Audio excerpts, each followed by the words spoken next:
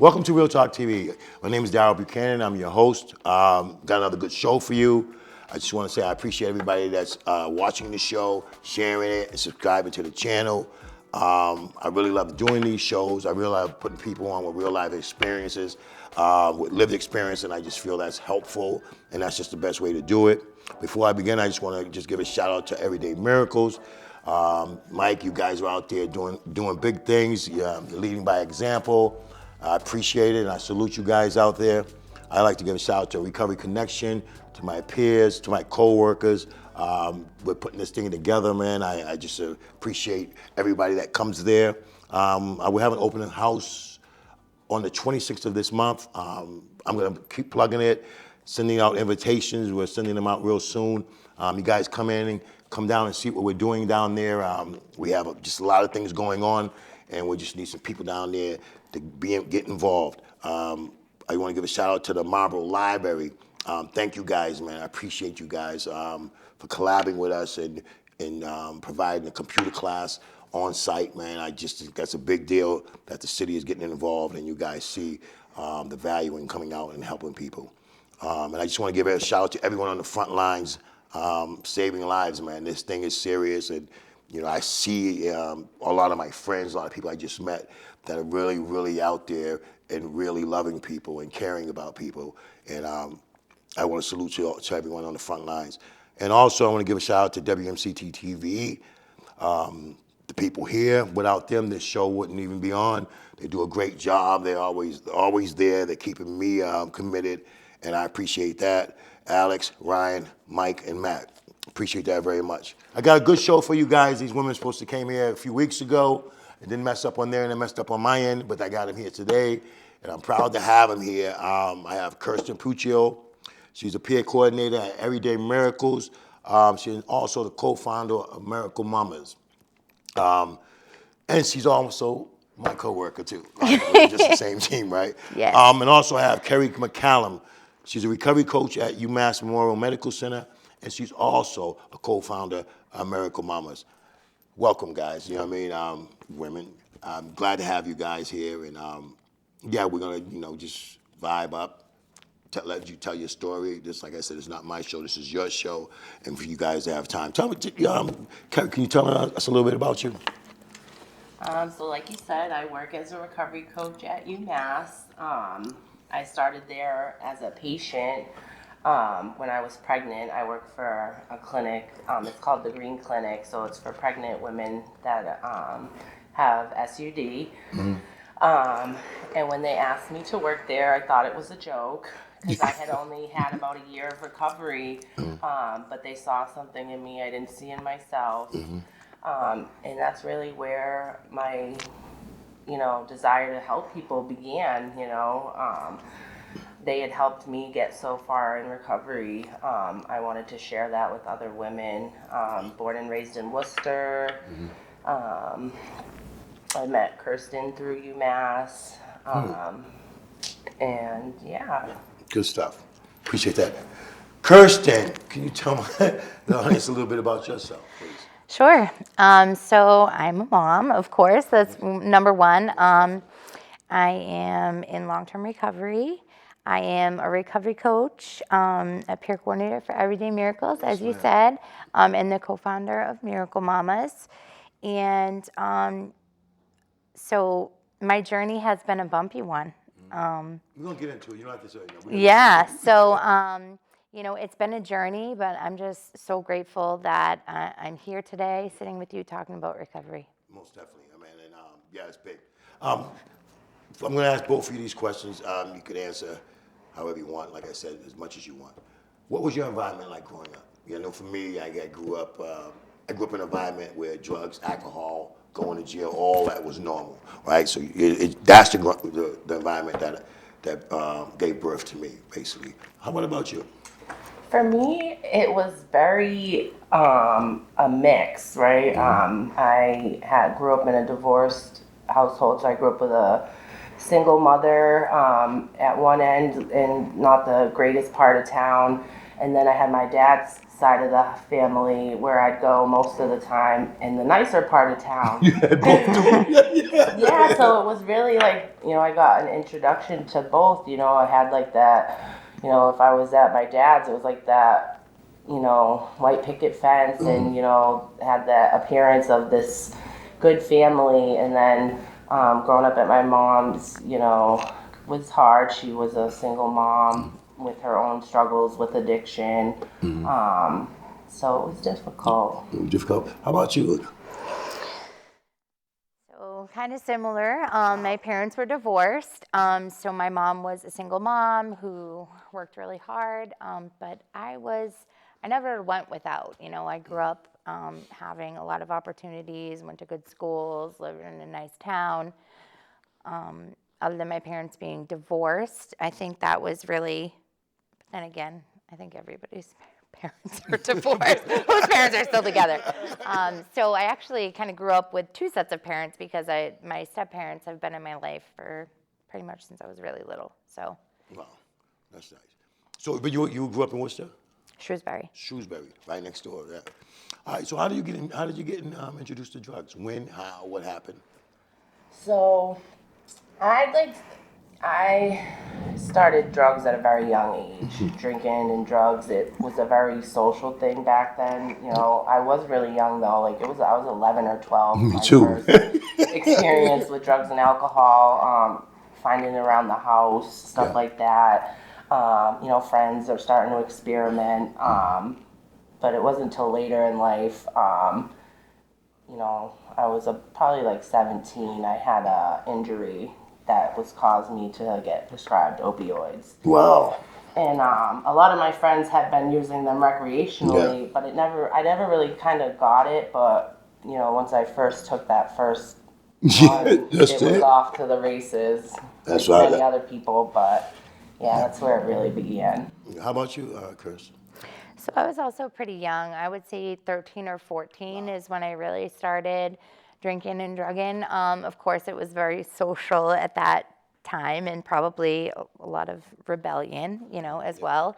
But I would say by the time I was 18, I definitely had a drug problem, for sure.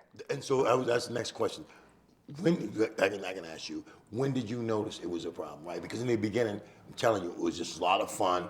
I mean, I'm just talking from my experience. It was a lot of fun. I didn't see it was a problem. It was normal. It was what I did. You know what I mean? And it took a while for me to say, "Oh my God, something's happened." How about you? Yeah, it was a lot of fun until it wasn't, right? So I would say maybe 18 is giving. I think it was more like my early 20s. Is really when I started, I couldn't hold a job. My life was a mess. I couldn't be an adult, even though I should have been able to be an adult at that point. So I would say my early 20s is really when I started accepting, like, maybe I do have a problem. How about you?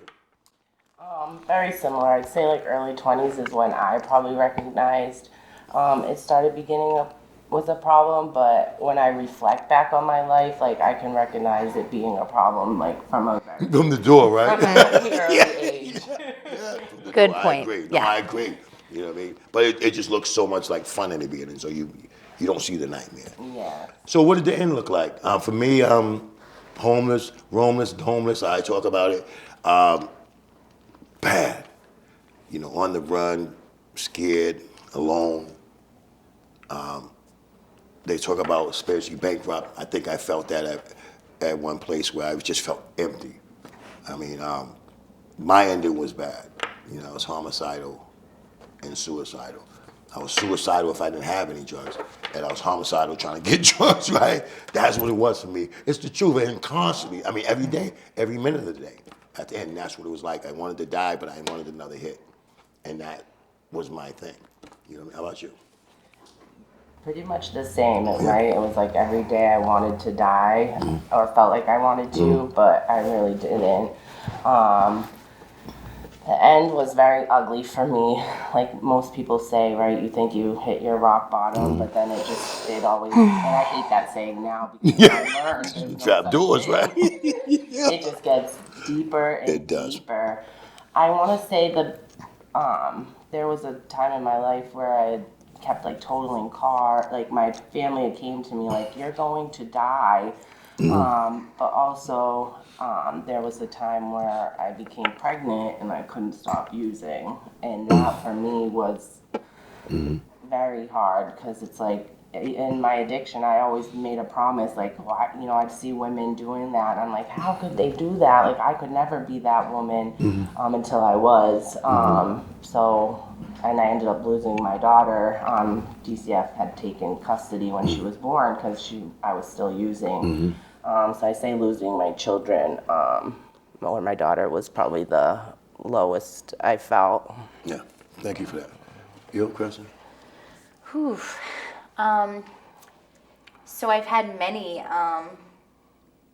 bottoms, we'll call them, because for lack of a better term. Yeah. So it brought me to horrible places, you know, alone, isolated, you know, a couple things. I remember my mom had got really sick. She got like that, like 911 was called, and all of a sudden she was intubated in the ICU. Wow. She was there for like 8 weeks. She almost died.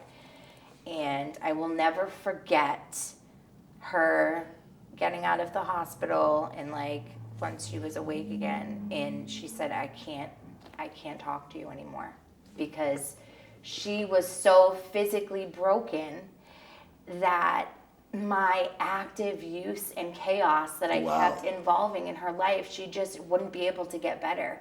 And that, I think, was such a pivotal moment, because it's like I never thought that would happen. Like my mom, and still to this day, but like, you know, that's what I needed at that time, because I was just absolutely so far gone. I wish I could say that that time when I, you know, found recovery, that I had stayed in recovery. That isn't my story. You know, every time that I've gotten recovery, because I've gotten many years of recovery multiple different times, this is definitely a learning process for me. And I found myself pregnant and unable to stop using. And that is something I never anticipated. That was always like my hard line. I would always thought I would never have an issue stopping. Did you do like her? That's because you like, because that's when I hear that story. You know, that story's personal in my life. I judge all the women that I There used it to is, see, yeah. 100%. You know, and you don't realize the hold that the disease has on you until you're in that position. Yeah. And the psychological warfare that went on during my pregnancy, I would not wish on my worst enemy. And that's really, I think, the absolute worst thing that I've ever been through. But I'm grateful to say now that I did get through that, and I was able to finally get clean and stay clean and be a mom, which is the biggest blessing. That's beautiful. Thank you for that. Thank you for your honesty, both of you guys. Thank you for that. Because that's what it is, right? You know, we talk about it, and like in men, we go to this men's group, mental health group, and for a long time I wasn't able to talk about this stuff that really, you know, being molested and all that, because I have the machismo, the ego, it wouldn't allow me to do that, you know, in certain spaces, you know what I mean? And so when that was something that I think was key in like keeping me anchored in my disease, you know what I mean? It was always that. You know what I mean? Not just, you know, absolutely. so until I was able to start talking about it, now I'm just free, I can talk about it. And I think those are the things like that we need to keep talking about. Not the surface stuff, but what really happened, right? To us, right? Because then you get that Me Too movement I always talk about. That happened to me too, that happened to me too, right? And we can free a lot of people with the truth of our story. It's the most powerful thing, right? So is. And that just shows how healthy you guys are to be able to come on, you know, a TV show and talk about that. But I appreciate that. I salute you guys for that. So let's get to, so when did you go into detox? I mean, I know you say it's time to get clean, and you went, you know, when did you go into detox? When did you decide, and what was that path? What did that look like? So the first time I went, Just like, I love it. I love it. It's so true. That's so the first time. No, I love it, because that's the truth, right? yes. I don't know too many people that go and get it the first time, and I'm sure some have, but I don't know. Yeah, there's a few, but I wasn't one of them. I like how you said that. All right, cool. I think it was back in, oh God, like 2015 or so. And like I kind of mentioned before, Did you go because you wanted to, or was it court? Was it something that moms? Or so it's funny you say that because it was more of an outside driving force, which it that's usually what it is. usually is, right? You better go. So for a long time, I had heard about Keri, you need help. You need to get help. Like you're gonna die. And I had pulled up to my dad's house in a rental car because I had just totaled 2 cars like the week before. And then get the message, right? No, and my dad came up and he was like, Keri, like you really are going to die. And for a minute I believed him. I was like, you know what, like he's right. Like I'm gonna die if I continue this behavior. And so I was like, okay, I'll go, but I'm gonna do it my way, and bought a ticket to Florida, which was the one of many detoxes. But so You always thought you can get clean somewhere else? yes, I thought location was the problem, which But you had to take this with you, right? yeah. So I learned the hard way. Location isn't the answer. But so when did it resonate with you, and when did you say, okay, I'm going to do it. I'm going to do it for me, or what, for whatever reason, and it stuck. So the time it stuck, I had actually just been sick of this life. I had gone to go to detox, and because I was tired. Like I said, I've done it many times, and I was just at a low. I just didn't have it in me to go on like that anymore. So I went to a detox. I was like in my Johnnies, everything, did the paperwork, and they came back and were like, hey, did you know you're pregnant? No. And this was with my second child, and I just was like, I couldn't believe them, and unfortunately that place could not keep pregnant women, so I was forced to leave, and I had found, when I left there, I ended up finding the Green Clinic where I work now, so through there is where I found it, and it finally stuck. But it was because I knew I couldn't go through the process of losing another child. I still hadn't gotten my daughter back, which I have her back now, but Congratulations. thank you. I just knew I couldn't go through that again, so it gave me the motivation to really stick with it and do the work. So that was about 3.5 years ago. Good stuff. Good stuff. Come on, Keri. So what about you? Give me your detox experience. Well, And you my got it first the one you got was it the first time. yeah, my first one was in 2009. Wow. Yeah. My last one was in 2019. Okay. So I was pregnant. I found out I was pregnant, and I went to detox. Did you go for you this time? I mean, did you go for you this time? I mean, I think the last time I went was for me. I mean, I looked all other times, but last time it was like I didn't have nobody even.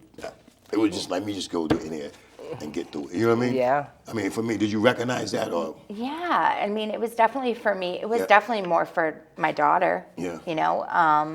If I'm being honest. Yeah. Cool. Yeah. Because I wanted to be a mom my whole life. I didn't know if that was going to be in the cards for me. I just didn't see it happening. At the time, once after I hit 30 years old, I'm like, oh boy, So I really had just wanted it for so long, and I knew that it was time. It was time. Yeah. So, yes, the disease is powerful. You know what I mean? A lot of people don't experience how really powerful it is. Like I said, went to the detox yesterday, and I was up there, facilitated a group, and that was my point to let them know, like, this disease is powerful. Recovery is powerful too, but this thing that we fight is powerful.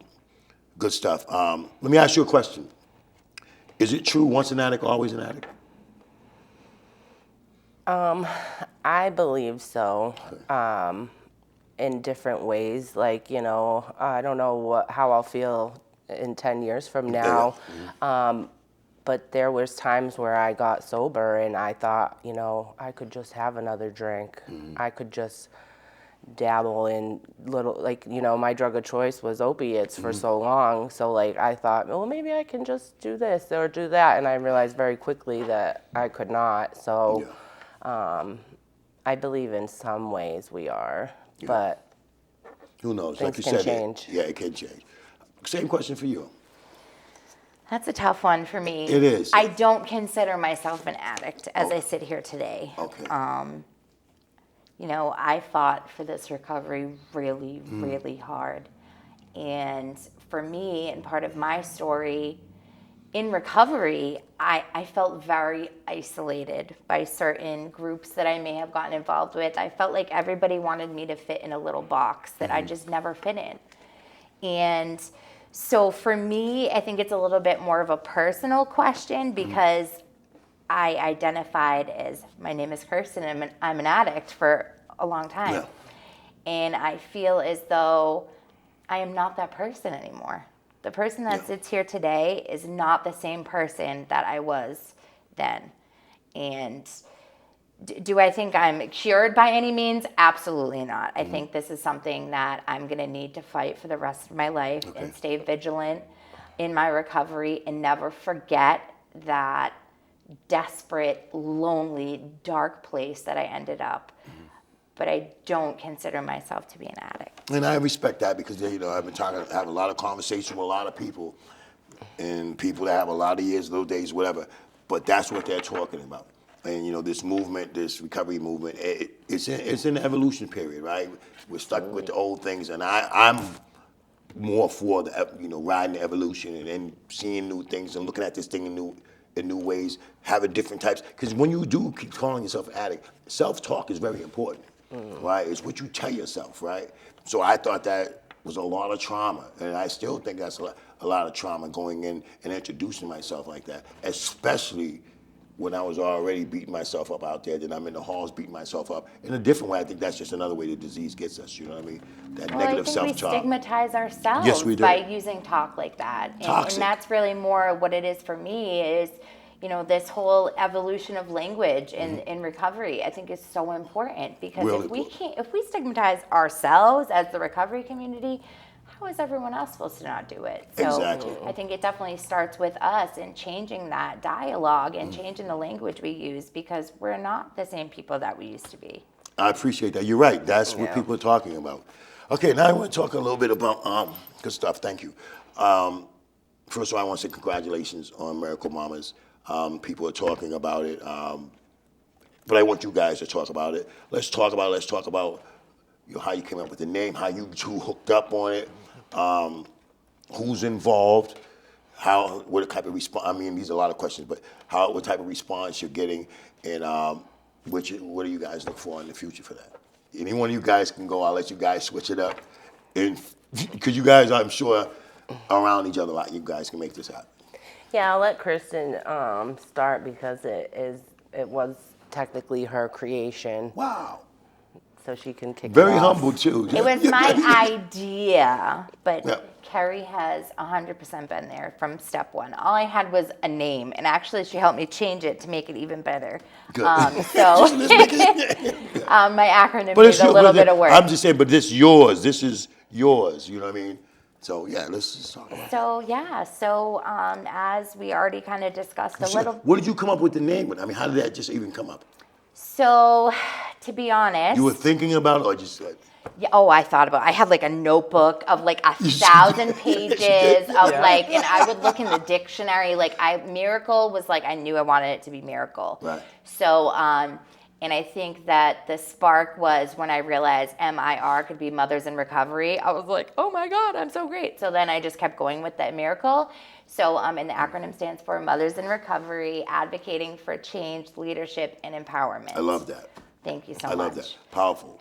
And that's exactly what we try to do. So essentially, the first time I met Keri in real life, we had been connected through the Green Clinic. We were both patients there. Can I stop you for just 1 minute? Absolutely. Can you explain the Green Clinic? I keep hearing it.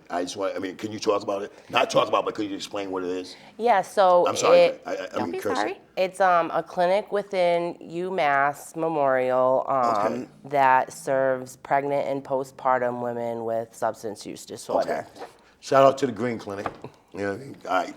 I'm sorry. Go ahead. No, it's okay. So we were both patients there, and I actually reached out to Dr. Callahan, who is the doctor at the Green Clinic, looking for a job. I wanted to do Recovery Coach Academy, and I said, I really have a passion for working with moms.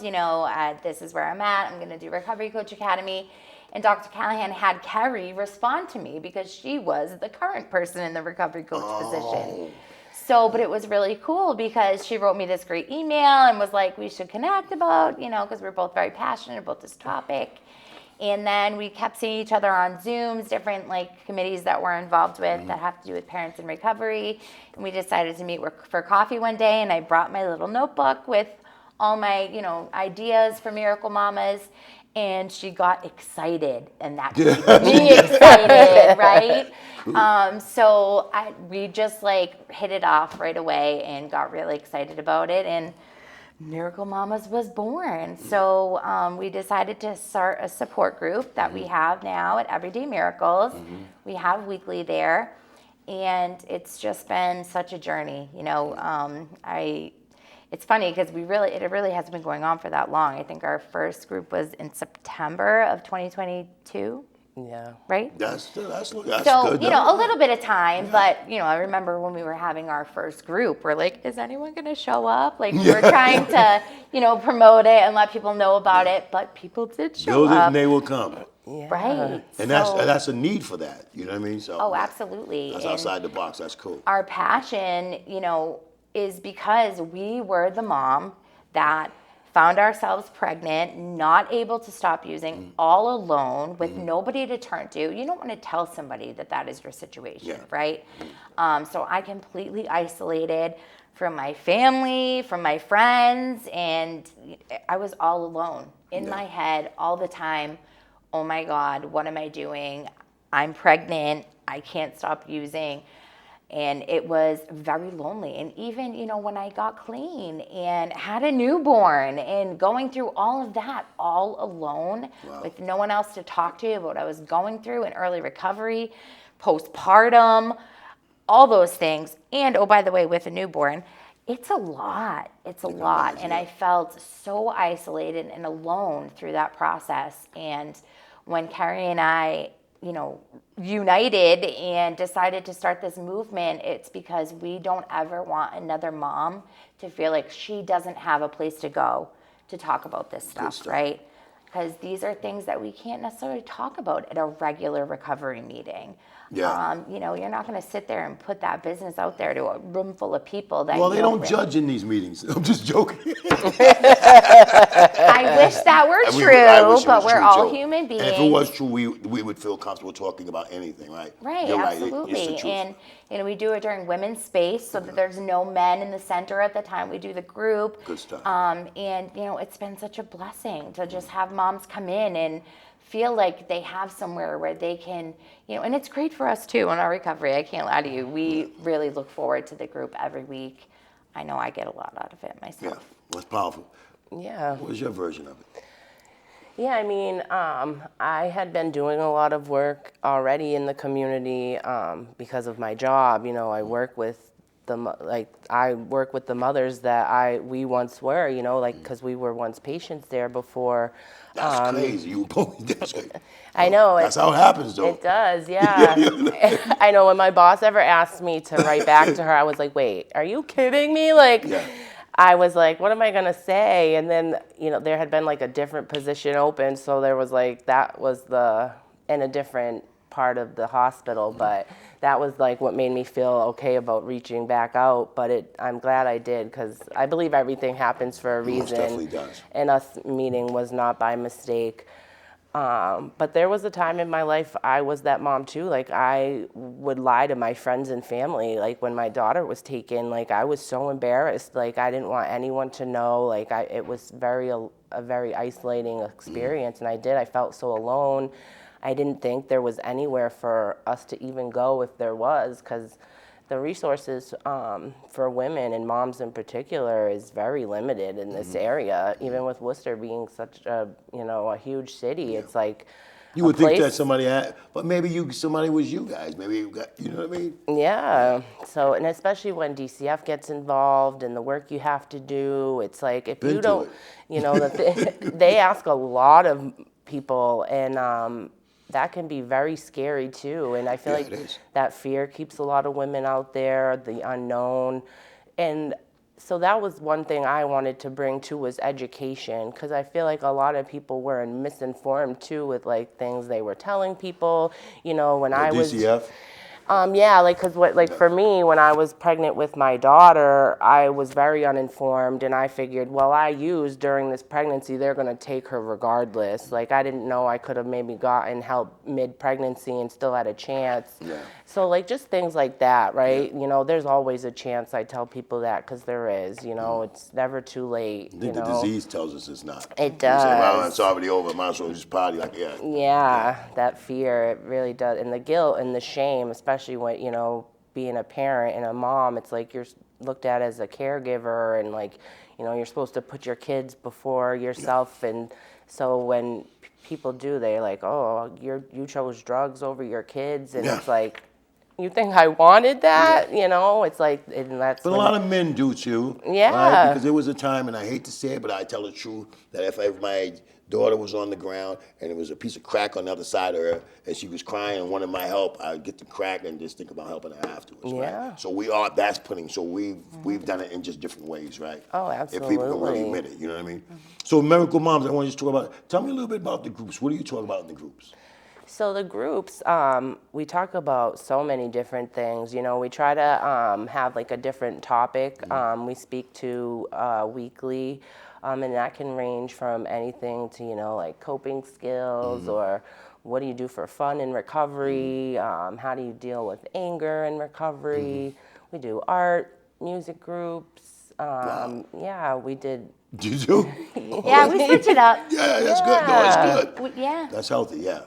Yeah, exactly. Like, because, you know, recovery looks so different to so many different people, and that's what we want to be accepting of too, right? The multiple pathways. We don't ever want anyone to feel excluded for their beliefs or, you know, their pathway to recovery. So we really try to, you know, come up with something different every week to keep people, you know, engaged and coming and having fun too, because that's what I never knew. What, like, when you get like sober, everyone's always like, what are your hobbies? Like, what do you do for fun? And I'm like, wait, what? Like, I spent my whole life, like, these last decade, just how am I getting high today? So, like, I didn't have any hobbies or recreational things. So, you know, recovery's given me that back, and we try to give that to other women. Cool. Appreciate that. So if you wanted to tell people where it is, well, you can talk about it, let them know where to find you guys, and we'll also, at the end of the show, we'll put up like a little flyer where people can get it. But you can tell them where it's at. It's at Everyday Miracles. Yeah, so Miracle Mamas is at Everyday Miracles, 25 Pleasant Street in Worcester, Mass, every week, Wednesday, 10 to 11 a.m., and also on Zoom, so anybody can attend. Yeah. So I think we can put the Zoom link on afterwards, right? Absolutely. Yeah. All right, we'll do that. Yes, salute to Miracle Mamas. I appreciate you guys. You guys are in my life in another way. But yeah, I appreciate it. Let's talk a little bit about the Parent Project. Sure. Is that where we went Saturday? Yes. Okay. The Parent So Project. the Parent Project is, Miracle Mamas does a Parent Project group in collaboration with M.I.R.A.C.L.E, the Massachusetts Organization for Addiction and Recovery. Shout out to more. You guys are always in somebody's life. Absolutely. Shout out to Mary Ann Frangoulis. Yes. Yes. I heard that name.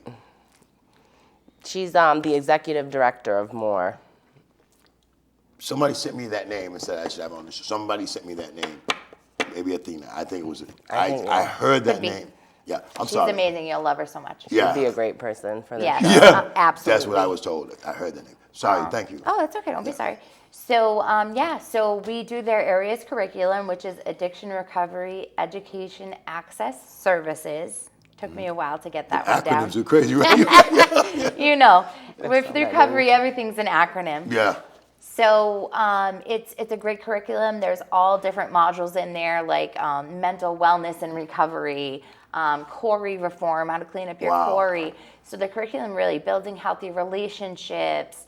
There's all different parts of the curriculum. So we dig into that as a group, and you know the discussions we have are just amazing. And so that group is specifically for individuals that have DCF involvement and or criminal justice involvement.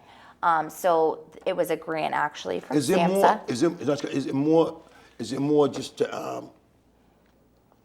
increase somebody's quality of life?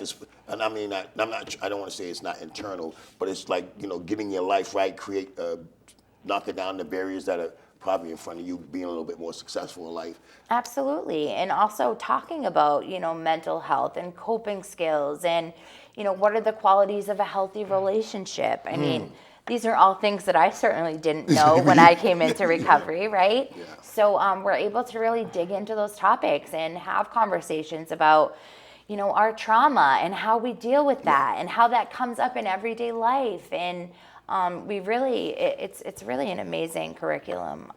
And that's really by enjoy that who group. does the curriculum? So that's in collaboration with M.I.R.A.C.L.E, the Massachusetts Organization for Addiction Recovery.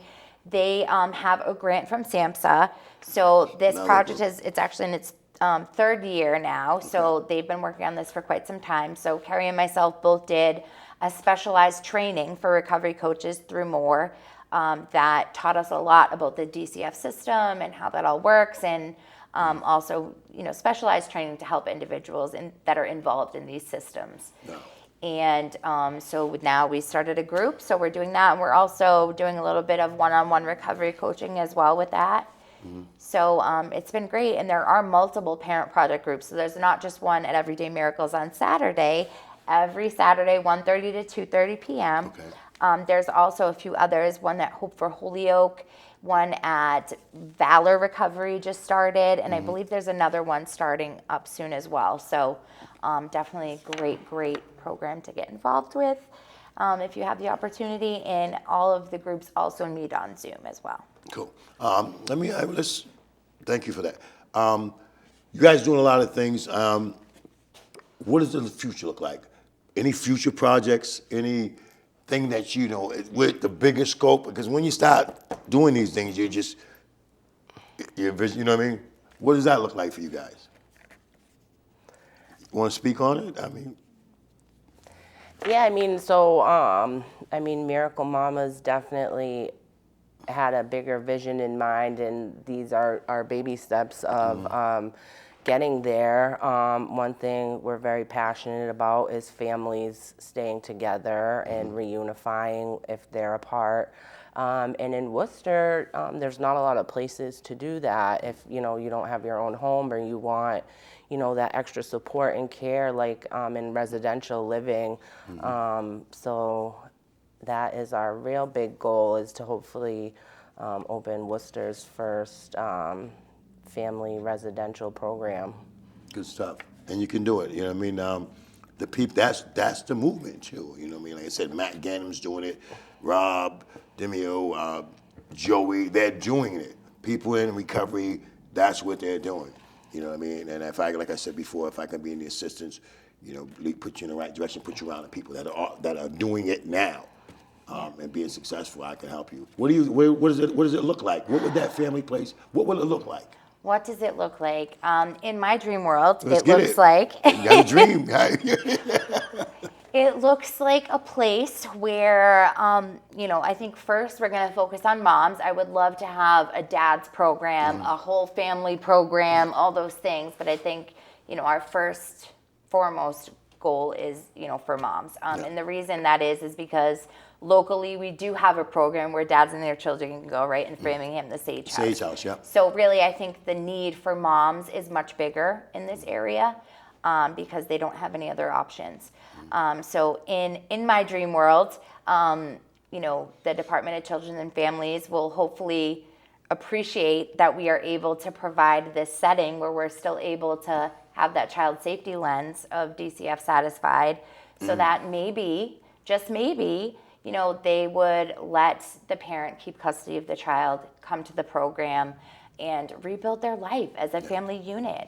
I would love to get involved in doing job training for these moms. If they want to go to school, provide childcare right in the home so they don't need to worry about that.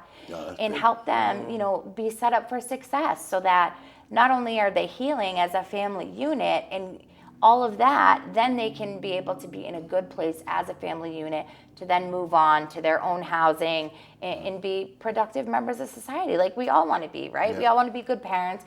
We all want to have a job. All want to have all these things in our life. And I think providing that safe space for the family to recover all together is what's so needed. Good stuff. No, it's definitely needed. You guys can do it, so yeah, let's keep that up. I want to switch a little bit. I want to talk about, I got a lot out of Peer Center, you know what I mean, the Recovery Connection. Been there for 14 years. I mean, they accepted me when I was unacceptable myself. But Peer Center was a lot to me. Can you tell me a little bit of what that meant to you? Because like I said, I went to detox, and that's like my job, going around and talking to people about the peer recovery centers and and how that works. How did that work for you guys? I mean, you both can speak on it, but whoever wants to go first. I feel like Kirsten has more experience with the peer center, so Okay. she can go first. All right, cool. So, wow. So Everyday Miracles saved my life more Thank than you. once. I am a huge believer in peer recovery centers. Okay. I think that they are the way. And the reason I say that is because now I can say we because I am also a staff at a peer recovery center, meet people where they're at, right?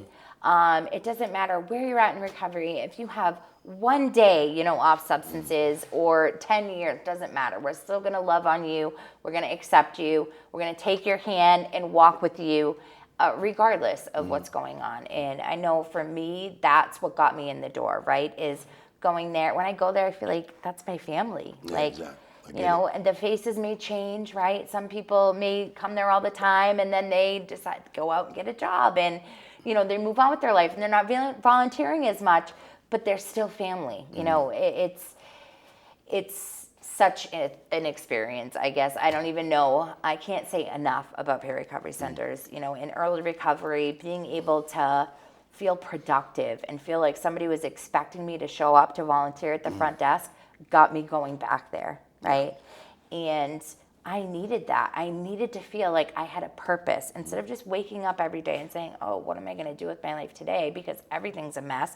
I don't have a job, and it's like, okay, how do you rebuild? And I know that, going to Everyday Miracles is what built me up again as a person and made me feel like, you know what, I'm not just a lump on a log, like I can do things. So I took pride in being able to go there and work the front desk and show up for my shift and all those things. And I think that's so important, It is right? important, yeah. We have such low self-esteem Self-worth, yep. and self-worth when we come in, and it's like that Everyday Miracles has built me up and made me feel like a person again, like a human being again. I understand that. Can I just ask you, what do you like most about the Peer Center? Yeah, I mean, I had known about the peer centers for a long time, but you never have? I never had the courage to go. to bring myself in the door. And so I had a little bit of recovery when I first went into Everyday Miracles, but like Kirsten mentioned, like I immediately felt like part of the family and like, doing fun stuff, like going to like bowling and, doing walks. Like I felt like part of the community. And now I get to help other people, feel like part of and help, and you learn so much too. Like I didn't know half of the things that we offered in our community until, you look on the walls around there and it's like, wow, like they offer this, trainings for jobs, or they'll pay for you to go to school at certain places. So they're just such a great resource for people. Yeah, good stuff. I want to get a little bit back to Miracle Moms. I want to get back to talk. Let's talk about a little bit about. Okay, please, I'm losing my train of thought. But Miracle Moms. When you first started Miracle Moms, what was the scope? What was it really? The scope of it. What was you just thinking? I think it's always been the same, really. I mean, I think right off rip wanted to open a house, but we knew that was going to be a process, right? So it was more like, what can we do now to help other moms so they didn't feel the way that we felt? Right. And so that's where this support group was All right, born. so with the advocate, you said you're advocating change. So what kind of change do you want to see? What are you guys getting together to do? What kind of change do you want to see? I want moms to stop beating themselves up, right? Like about, moms just feel so guilty for what they've done, for having substance use disorder, and it's something, they shouldn't feel bad about. They doesn't make them bad moms. It just, sometimes we make bad choices. But also, it's like you don't want anyone to feel alone, and, just want to be able to help people be the best that they can be. Do you guys do anything legislatively? Are you trying to do anything, through M.I.R.A.C.L.E Mamas? Yeah. So we definitely do a lot of advocacy around certain things that we are passionate Is there about. anything on the floor, anything that you guys So do right now there actually is a couple bills up. They're both for 51A reform. So What is that? Dina talked about it, but so a 51A is the document that is filed to report child abuse and or neglect to the Department of Children and should have known. Families. So currently, as the 51A law is in Massachusetts, if a mom that has a baby, if their child tests for anything, any substances that are not, that would come up on a drug test, I can't even say that are, because the problem is where it comes in is MAT. So moms that are having babies that are on methadone or Suboxone or Vivitrol or anything else, even some other medications that may be prescribed, there is an automatic 51A filed to the Department of Children and Families. Yeah, you Correct. could be in recovery 10 years, your provider could have no concerns, but the federal law mandates that you're reported. federally reported. Oh, I got But it's still Wow, done through that's invasive.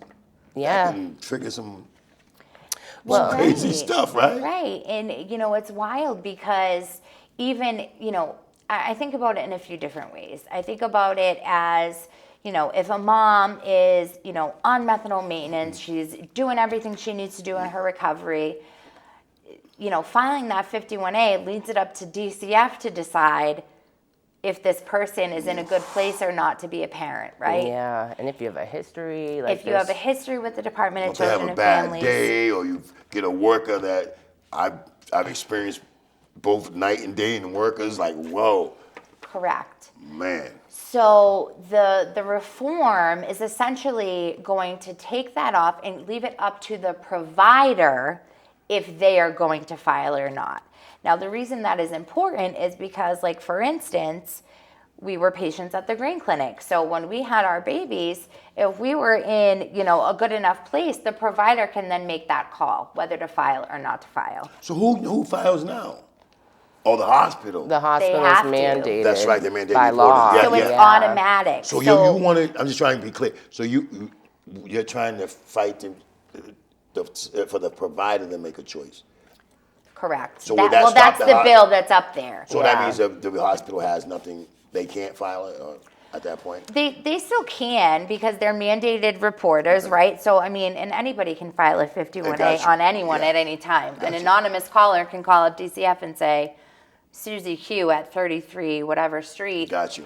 Yeah. is using drugs. That's a 51A right there. So, but it won't have that much power, or at least it won't allow. It won't be automatic. It will give a little bit of, the provider to be able to make that call if they think that there is cause for abuse and or neglect to be reported. Got you. Right. Yeah, because I can't tell you, since, I work with this population at UMass, there's so many times where we're like, we don't want to file on this woman, but by law we have to. And it becomes really unfair. And a lot of times, like even, a lot of these women spend their pregnancy, which is supposed to be, one of the best times in a woman's life, and like this debilitating fear that even if they're doing the right thing, just from like past trauma, like that their child's going to be taken away from them. Yeah. I mean, like, honestly, I was in that spot once too, and it's like no matter what you tell them, that you can't take away that fear. And you know, I've seen a lot of crazy things happen, like you mentioned. It's like there certain things are supposed to happen, but we know sometimes they don't too. So there's just too many power in the wrong hands, and it hurts women that are doing the right thing, because now you're putting them in a position where they have to worry about what's going to happen. And you know, sometimes women on methadone or Suboxone try to get off because they want to avoid the filing, and now they're putting their recovery in jeopardy. And that it's called an Act to Protect Families, and it's going in front of legislation When is that going? soon. So I believe that they're doing the hearing, which we're both going to be part of, giving our testimony at that hearing. Good stuff. In May, I think. It's coming up quick, or is it June? July. Oh, sorry, July. But pretty soon. She was just waiting to see what you said. You paused. Good stuff. Is there anything else that you guys are fighting? Any other anything else? So that's pretty much the one thing that I know that we're... I would like for you guys to come back one day and talk about DCF, if you don't mind. I'm going to have that show. I mean, it's up to you. You don't have to. I would love to. But I want to come back and talk about that because I experienced it. I'm experienced, you know what I mean? And there's some stuff that... Sign me up, Darryl. that the people know I really do. So we need to do... We'll talk about it after. We'll discuss that. And that's a huge part of what we do too with Miracle Mamas. I mean, I would say that is the majority of what we do with our moms that we support is help them navigate the DCF system. It is hell. Because it's absolute hell. It's scary. It's overwhelming. And you don't know what you don't know, right? No. And unfortunately, if you talk to somebody that's never been through dealing with DCF, they're going to tell you all kinds of things that aren't true. I know they did it to me. When I was pregnant. I knew for a fact they were taking my baby when she was born because that's what everyone told me in line at the methadone clinic. You know what I'm saying? I mean, really. They were leaning to you. So, you know, it's just it's so overwhelming, all these systems that we have to deal with. But now being in a position where knowing what the policies are, right? Having contacts in the Department of Children and Families that know that we're supporting these women, that support us in supporting these women, has really just been a beautiful thing. And, you know, it's nice to be able to help somebody navigate a system that overwhelms me and crumbled my world, really. Me too. Because it's so scary. I'm into that. There is, and to be correct, there is some people in there that probably want the right thing, but the majority that I've dealt with, no. And I think it was they were not educated on substance use disorder. Their approach was one size fit all. I'm like, I can't do that. That is not what I want. I need to do this for my recovery. And they're like, no, you need to do this for. I'm like, no, that doesn't. You know what I mean? Yeah. So I think you know what I mean? No, yeah, it's like, I think they get like a 40-hour training, and I could be wrong. And it's like, how could you even learn just about substance use disorder in that time? Not domestic violence, you know, all the things you need to learn about to be a social worker. So, and then, they're overworked. There's such a high, you know, overturn in employees, and it's like they make up these excuses, and it's like, this is my life. These are my kids. This is my family. The most important thing in the world, and like just the, you know, some excuses they give you just got control on you. People have incompetence. Right, and knowing these things, though, we can help empower these women to know their rights, to know that they can be, you know, involved in developing their action plan, and they have every right to do that, right? Because, you know, we see a lot, like, you know, action plans end up being these cookie cutter things, you know, go to 3 meetings a week, get into a parenting class, you know, they're all the same.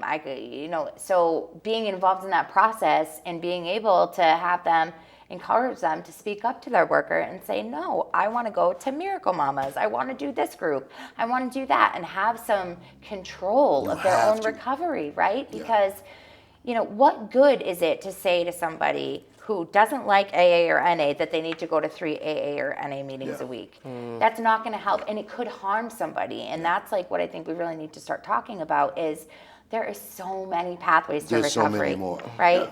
And there's, I don't even know how many, there's infinite pathways, It right? looks Many that I different don't on know different. about. You 6 months, your recovery looks different. Yes. Then you have to add, subtract, get a job. So you have to do, different levels. Yeah. And if you don't go to them different levels, you stay, you're gonna go back out.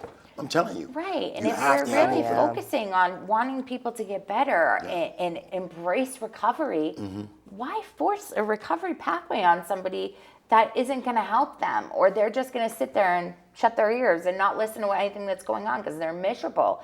That's really not what we should be encouraging. So I think it's definitely about the education piece too. Unfortunately, these social workers are getting out of school, and imagine being at 22, whatever it is, graduating school, and all of a sudden you have a caseload of all these people, which I would think a big significant amount 54. are people with somebody got substance use disorder. I know someone got 54 and I'm like, 54? Are you know what I mean? So yeah. Well, but we're gonna have that conversation. Okay. Before we, because we spent a lot of time, but I want you guys to get into the camera. But I also wanted to give spend a little time talking about your children and how they motivate you and what are their names so we can give them a shout out. I can let them know. Keep mommy motivated, you know what I'm saying? But no, you talk a little bit about your children, your significant other, if you have one, and how they motivate you, and what does it look like, having a family, and what does it look like today? So I have a partner who I met right before I got into recovery. He's not in recovery. He's not a person with substance use disorder. What's his name? His name is John. Hi, Salute, John. John. How you doing, buddy? And he's been so supportive. Great. But sometimes it can be hard because he doesn't get it, right? Like he tries his hardest to get it, but he's never experienced this disease. So it can be hard to understand, like we The say. fact that he's staying there trying to learn is big. Exactly. I might give him a hard time too much. He needs some credit. So, but he's been there the whole time. We have John Jr., who just turned 3. Shout out to John Jr., 3 years old. And Blair, my daughter. That's a nice name. Shout out to Blair. Yeah, and she was taken from me at birth and was with my parents for, almost 3 years. Took a long time, but we finally reunified, and she's been home for this August will be 2 years. Good stuff. So they are the reason I got to this point, and I keep fighting.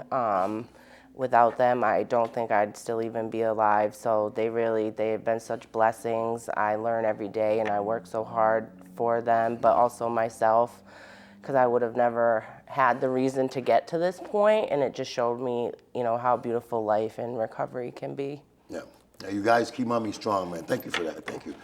Make me Kirsten? emotional. It's a beautiful part of the program. Talk about these children, right? Yes. Okay, so yes, I have a significant other. His name is also John.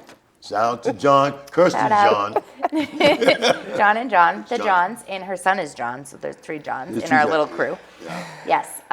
So, and then I have 3 children, 2 stepchildren. Aaron, who's 19. Shout out to Aaron. Marissa, who's 15, almost Shout out to 16. Marissa. And Olivia is my little one, who is 2.5. Shout out to Olivia. Yes. So, they are the reason, right, that I am here. Becoming a stepmom was probably one of the most pivotal things that's ever happened to me in my life. I always knew that I wanted to have children, but being able to be their stepmom really gave me a taste of what being a mom was like. Stepmom, those are your children?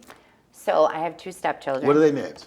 Aaron is 19. How you doing, Aaron? Did I already do that? Yes. So how many kids? You have 2? How many you have? 1. Okay, now I got it. With I'm thinking stepkids. 5. Okay. No, I'm sorry. 3. 3. All right. Says so. Got Yeah. it. So John has 2 older children, Got you. and then we have You a have little one together. Correct. Okay, cool. I'm thinking, okay. Yeah. So once I became a stepmom and was in their life, like I just loved it. I really did. Going to football practice and cheerleading practice, like The soccer I mom, loved right? that. I loved it. I thought it was great. So it really, it changed my life. And I feel like that's really what made me fall in love with my significant other, is seeing the dad he was, right? Wow. So yeah, we've been through a lot. We've been together almost 10 years now. Wow. And we grew up together, so we've known each other for a really long time. So yeah, That's they what's are my up. motivation. That's what's up. Yeah, we have I have so many questions, man. He just hit me with. I just have so many. You guys gonna have to come back. I mean, I only know, got he gave us past the one. fun. I got three We more can topics. talk, Darryl. But it's good. No, that's what the show is, a talk show, right? So you did that, and I appreciate it. But before we end, like I said, I'd like to you guys, whoever wants to go first, really just, say maybe you're talking to somebody struggling. You can say whatever you want, but maybe that person's struggling. Maybe it's a mom that's struggling or going through something. Whatever you want to talk about. Take your time. Talk as long as you want. This is your time, and this is your message, man. Whoever wants to go first. Me? Sure. Come on, Miracle Mom. All Come on. right. So I would say if you are struggling, we get it. Please do yourself a favor and go to your local recovery center and tell whoever opens the door, hi, my name is so-and-so. And just, that's all you need to do. And people are going to welcome you and make you feel a part of, give you resources, listen to you about the things you're struggling with. Like, I can't tell you enough how much Everyday Miracles changed my life. So please do that. And if you are a mom that's struggling, reach out. We have our group every week. You can find Miracle Mamas on social media. We will absolutely get back to you. You're not alone. There is so many of us that have been through this, and we have a tribe of moms in our group that we would just love to have you. So, Love. Thank you for that. Yeah, just like Kirsten said, you're not alone, even though it can feel that way sometimes. Yes, And it it's can. never too late. You've never had too many chances. Never give up. You never know, that next time could be the time it sticks. Because it was for me. I never thought I would get to this place. Sometimes I feel like I have imposter syndrome, but like, it's real, and recovery is real, and it's so beautiful. And the cliches are true. The opposite of addiction is connection, and you just gotta find your recovery community, and your tribe, and they're out there. can I add something real quick? You can say whatever you want. Yep. If you go to a meeting and you don't like the meeting, go to another meeting. Every meeting is different. There are meetings that you've never even heard of that are happening in your community. I promise you, keep trying and you will find your tribe that is like your family. It may take a while, but like, I can honestly say I have a tribe of people today that accept me for who I am, where I'm at, with all my flaws, and love me anyway. Yeah, that's dope. What a beautiful thing. No, I get it. It's a beautiful thing. You guys are good? Yeah. Thank you. Like I said, we got to come back, the DCF thing, and there's like 3 more things and questions I wanted to talk about. But yeah, thank you guys for coming, Kirsten and Keri. Miracle Mamas, we're going to put that up at the end. The Parent Project, we can put that up in the end so you can connect. Yeah, show some love to somebody out there. Where he's talking about the stigma. Before we came over, we were in a little huddle talking about it and how we, us in recovery, stigmatize each other, judge each other. And yeah, we put barriers in front of each other, and I'm asking that we stop doing that, that we come together and unify, right? Because there's power in that, and we can make the change that need to be changed. And for the people coming behind us, and not just for us, but for the people that are coming behind us, or those that still might be out there struggling, and these barriers are keeping them out. And isolate. Not only that, and then the public that doesn't get educated, right, because of the stigma, and they're not even trying to find out the truth about who we are and substance use disorder. But thank you guys for coming. Thank you guys for supporting. And as always, I like to say I love you to Taisha, little Darryl, and Zayla. Peace.